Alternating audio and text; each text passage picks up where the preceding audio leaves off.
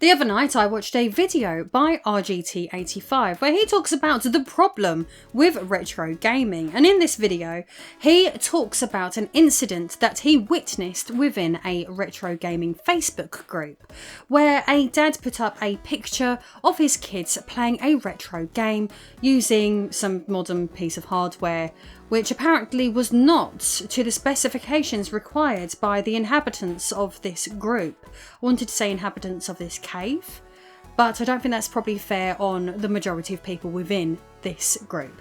So what happened was this proud dad has put up a picture and all he's got is a load of people barraging his picture with comments of, well, you're not using a CRT, are you? Oh, you're not using original hardware. Oh, that's not good enough, is it? Oh, what kind of dad are you? People putting in completely pointless, stupid comments where they're essentially gatekeeping. Now, all this dad has done is been proud to get his kids to play an old game. And he's put a picture up to people that you would think would appreciate that, you know, introducing another new generation of people into the hobby. But no, he's not done it properly. That means it's not good enough. And we're going to tell you that it's not good enough and exactly where you've gone wrong. And you better change your ways and become more like us.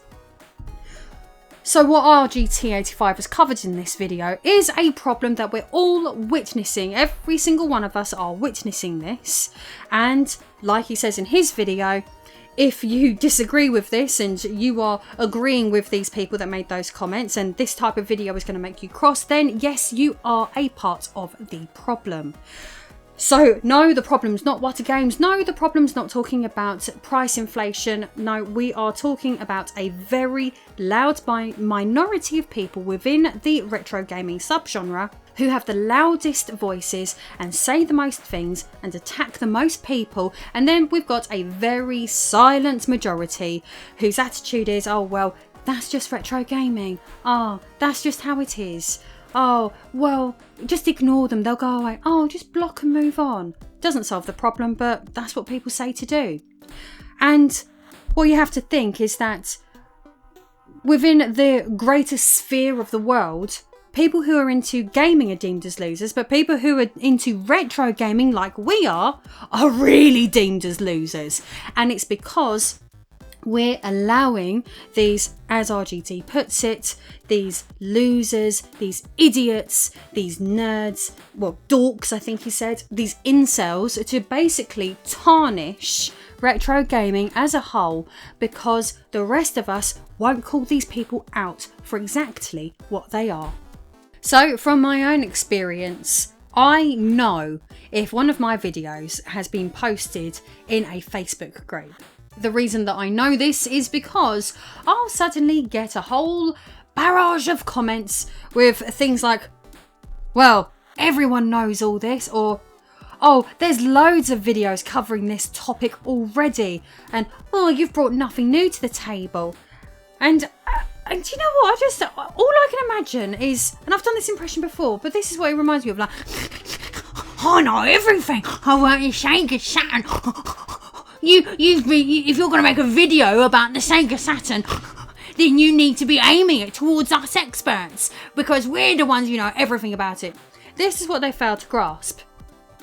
Just because you, in particular, know everything there is about the Sega Saturn doesn't mean that my audience for my channel does. And when I make videos, I make those for my audience. My audience is a bit more general.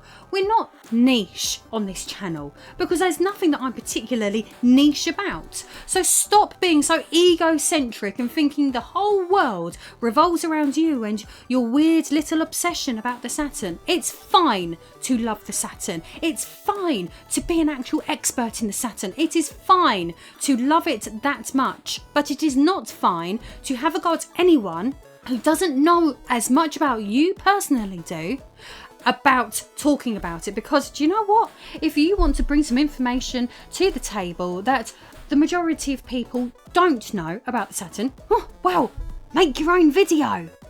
I've noticed a pattern here because I come across gatekeepers quite regularly myself. I witness it all over the internet. I see it happening to so many people, and I have noticed a parallel.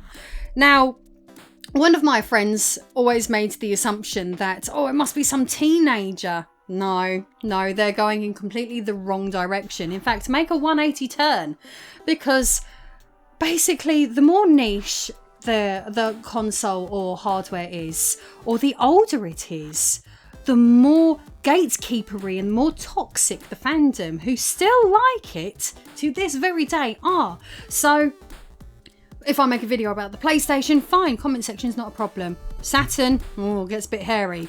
Atari Jaguar, oh, that gets a bit more hairy. Oh, Amiga CD32. Oh, or even worse, the dreaded ZX Spectrum. My God, don't touch the ZX Spectrum if you're going to make a video, or the Commodore 64, because then you're really opening yourself up.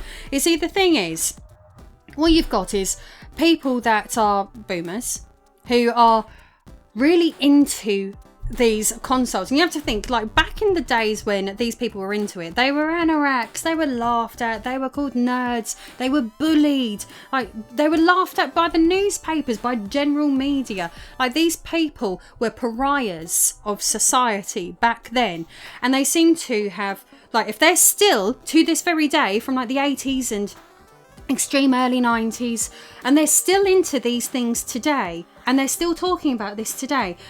I mean, like, let me give you an example of these boomers. Like, everyone cringes when their mum and dad gets on Facebook, right?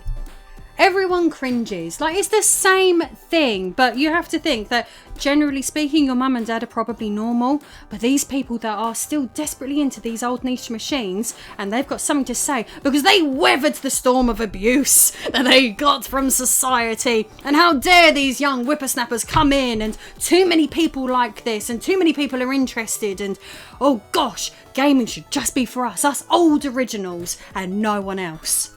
So, rolling this back onto myself again, one thing that I will share with regards to gatekeeping is that on the very minority of nasty comments that I do indeed get, ones where, for example, people are saying that I shouldn't be talking about gaming because of, for example, gender, which is dumb, as we all know, or more ridiculous, my age, that I shouldn't talk about certain things because I'm not old enough to talk about them. I wasn't born when this bit of hardware came out. People with that kind of attitude, when you actually look into these people, you're looking into, for example, people that are men who are in their 50s or their 60s, and they seem to think that unless you are the same age as them and the same gender as them, that you are not allowed to talk about it.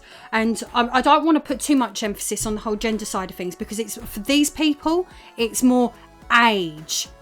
It is literally, they think you shouldn't talk about something unless you was there hands-on when it was actually out. Like, unless you went to Boots and you bought that microcomputer with your mum, and then you went home and you used it in your bedroom or something like that, unless you was there at the time, they don't think that you have the right to talk about it, let alone monetize it, let alone make a video about it, let alone share your appreciation of such a device with an audience, because as far as they're concerned, you're not in their club.